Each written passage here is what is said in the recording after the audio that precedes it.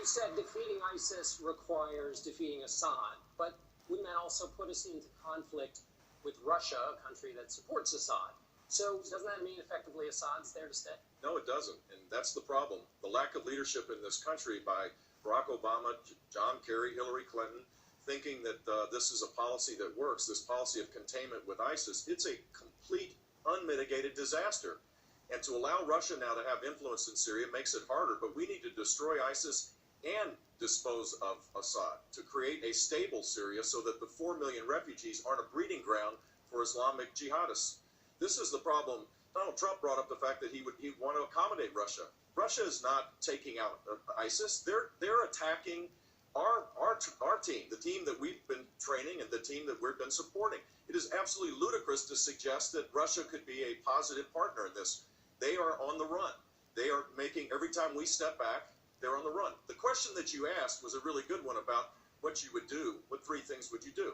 I would restore the military. The sequester needs to be reversed. I would have a strategy to destroy ISIS. And I would immediately create a policy of containment as it relates to Iran's ambitions, and to make clear that we are not going to allow for Iran to do what it's doing, which is to move towards a nuclear weapon. Those 3 things would be the first and foremost things that we need to do in 2017. Mr. Trump, you were mentioned here. You did say you could get along very well with Vladimir Putin. You did at one point say let Russia take care of ISIS. I'll be a genius. I like him so far, I have to tell you. Let me just tell you this. Jeb is so wrong. Jeb is absolutely so wrong. That's, just so you understand, you know what that is? That's Jeb's special interest in lobbyists talking. Look, let me just tell you something. Jeb is so wrong. You got to fight ISIS first.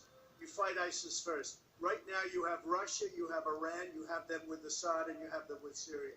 You have to knock out ISIS. They're chopping off heads. These are animals. You have to knock them out. You have to knock them off strong. You decide what to do after. You can't fight 2 wars at one time. If you listen to him and you listen to some of the folks that I've been listening to, that's why we've been in the Middle East for 15 years and we haven't won anything. We've spent $5 trillion in the Middle East because of thinking like that. We've spent and Lindsey Graham, who backs him, who had 0 on his poll. So let me just tell you something. We've spent,